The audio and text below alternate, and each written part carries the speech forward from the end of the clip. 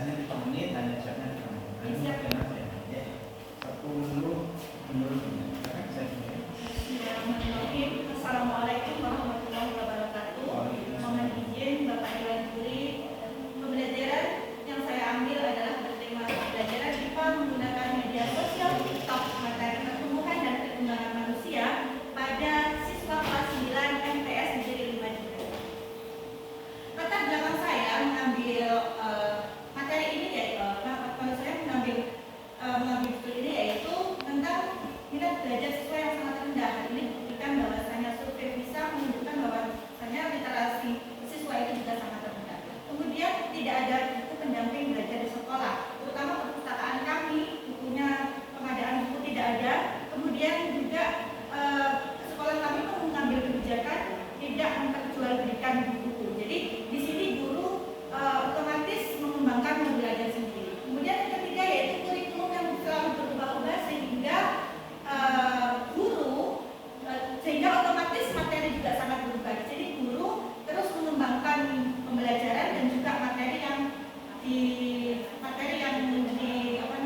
digunakan siswa.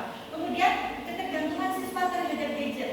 Tujuannya di sini saya sebagai guru, gadget itu bagi siswa tidak hanya sebagai bermain atau juga mengontrol sosial media, tetapi juga guru ingin bahwa gadget ini sebagai sumber media belajar atau sumber belajar bagi siswa. Kemudian tujuan saya menggunakan aplikasi TikTok ini bisa memberikan literasi awal pada siswa sebagai bahan terhadap materi yang akan saya ajarkan. Selanjutnya sebagai pembelajaran yang inovatif, tidak membosankan bagi siswa, sehingga bisa meningkatkan minat belajar siswa dan juga akan meningkatkan prestasi belajar siswa. Kenapa media sosial TikTok yang saya pilih dan tidak media sosial yang lain? Karena media sosial TikTok ini memberikan sumber belajar yang menarik, interaktif dan menyenangkan, apalagi disajikan dengan gambar yang bergerak dan juga warna yang siswa suka. Kemudian media sosial TikTok ini bisa diakses dimanapun dan kapanpun, dimana saja, karena tidak mungkin mahasiswa itu membawa buku kemana-mana, tapi pasti membawa HP. Kemudian kenapa media sosial TikTok?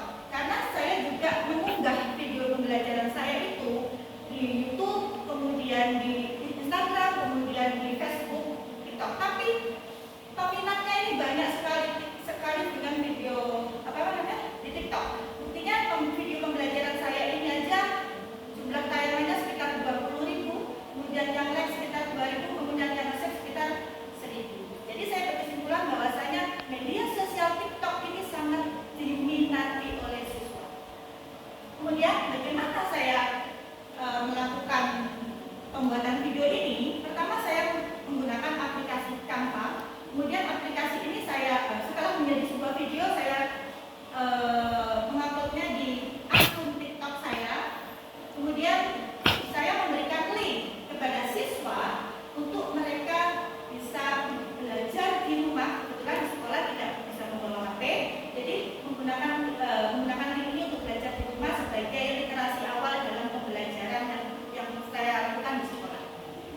Selanjutnya proses pembelajaran biasanya membuka salam, berdoa dan lain-lain seperti modul ajar yang sudah saya berikan.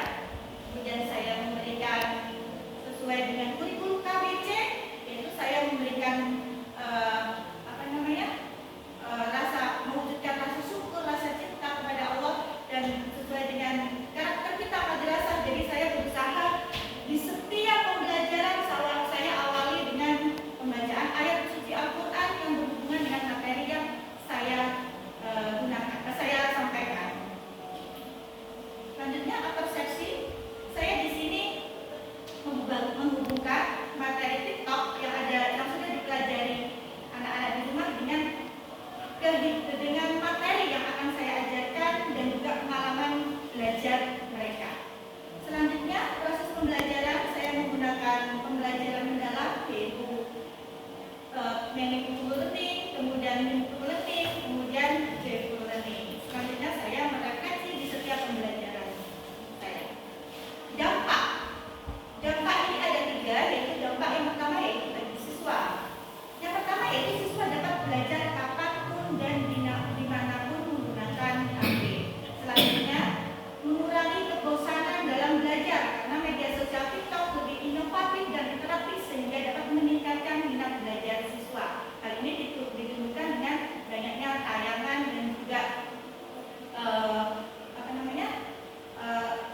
mereka bisa ini selanjutnya ditunjukkan dengan banyaknya rangkuman yang dilakukan oleh siswa. Yang ketiga yaitu menjadi salah satu sumber belajar bagi siswa saat buku pendamping belajar tidak ada. Ini adalah dokumen-dokumen dari siswa ketika mereka melakukan rangkuman atau mencatat di video pembelajaran. Kemudian yang keempat yaitu meningkatkan prestasi belajar. Di sini saya mengukur prestasi belajar siswa yaitu sumatif dan yang pertama yaitu dengan hasil penugasan, kemudian yang kedua dengan LKPD yang saya lakukan di diskusi di kelas, kemudian dengan bermain peran dari siswa.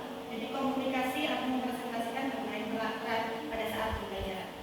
Kemudian video TikTok ini juga memfasilitasi pembelajaran berulang. Misalnya ketika siswa lupa tentang materi yang saya ajarkan di kelas, jadi saya bisa langsung lihat video ini, lihat link ini. Atau ketika siswa itu tidak mengikuti pelajaran, misalnya sakit atau ada kegiatan di sekolah, maka saya bisa menyampaikan video ini kepada siswa untuk menyimak sehingga siswa tersebut juga tidak ketinggalan materi yang saya sampaikan. Kemudian untuk orang tua menghemat biaya pembelian buku, dan yang kedua yaitu orang tua dapat melihat materi dan proses pembelajaran yang di sekolah. Bagi guru menghilangkan kebiasaan mencatat di kelas yang menghabiskan waktu karena mereka sudah merangkum di rumah. Kemudian menciptakan pembelajaran yang inovatif dan tidak membosankan. Selanjutnya, guru lebih mudah dalam menjelaskan karena siswa sudah memiliki literasi awal. Kemudian penyebaran materi lebih luas dan membuka komunikasi dengan siswa atau guru IPA dari sekolah lain. Jadi di sini ternyata yang menggunakan itu tidak hanya siswa saya saja, tapi juga dari siswa sekolah lain dan juga dari guru-guru bahkan di seluruh penjuru Indonesia.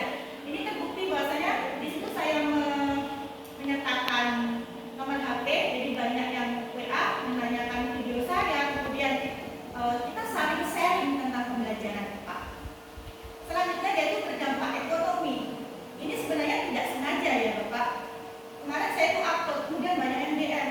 Terus Bu, saya mau videonya. Sebenarnya saya kasihkan secara gratis. Ternyata ada seorang teman yang dia itu jualan buku online gitu. Jadi kenapa kok nggak dimasukkan ke billing aja gitu? Nanti jadi saya jual murah aja 10.000. Tapi hasilnya masya Allah sangat luar biasa. Bukan ratusan ribu, tapi jutaan yang saya dapatkan. Nanti kalau kita ada tanya saya ada di hati saya.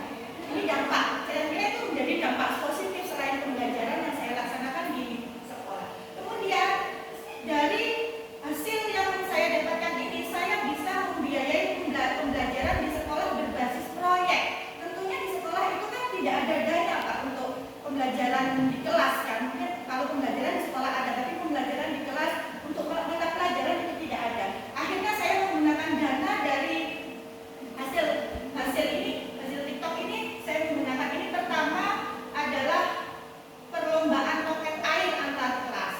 Saya mengadopsi dari anak FMIPA itu yang mengadakan lomba roket air, jadi saya mengadopsi dari ini lomba saya laksanakan antara kelas. Jadi ini pemenangnya kepala sendiri yang memberikan hadiah. Kemudian untuk pemanfaatan ini kekurangannya ya Pak ya, untuk banyak sekali. Kekurangannya yang pertama yaitu gangguan fokus dan mudah terdistraksi. Jadi anak-anak kalau pegang media sosial Pak, belajarnya setengah jam, ini kurang yang lain 2 jam.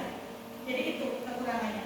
Kemudian materi kurang mendalam dan masih tetap memerlukan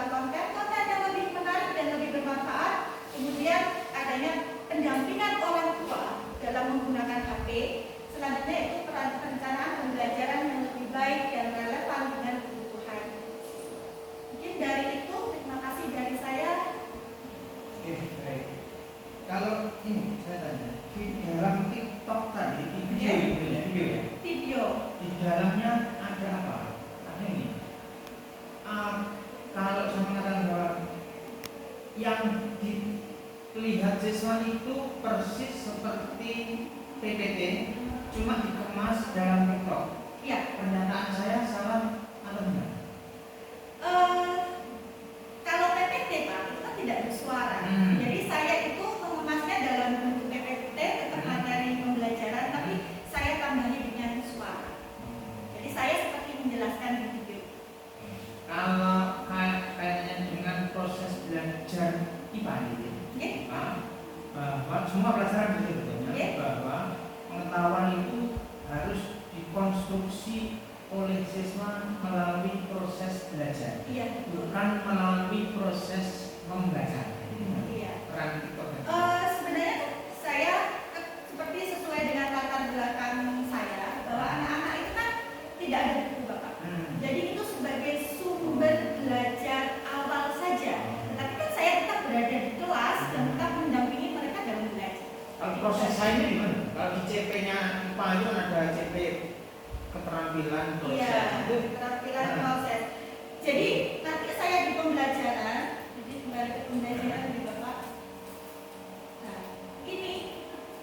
Nah, jadi ini saya kembali ke pembelajaran. Jadi saya tetap menjelaskan seperti biasa. Kemudian ada diskusi antar siswa tentang materi. Tapi bedanya kalau ada buku pendamping dan tidak ada kan mereka nyambung klik gitu loh Pak dengan apa yang saya sampaikan. Kemudian mereka langsung diskusi, sudah tahu materinya apa.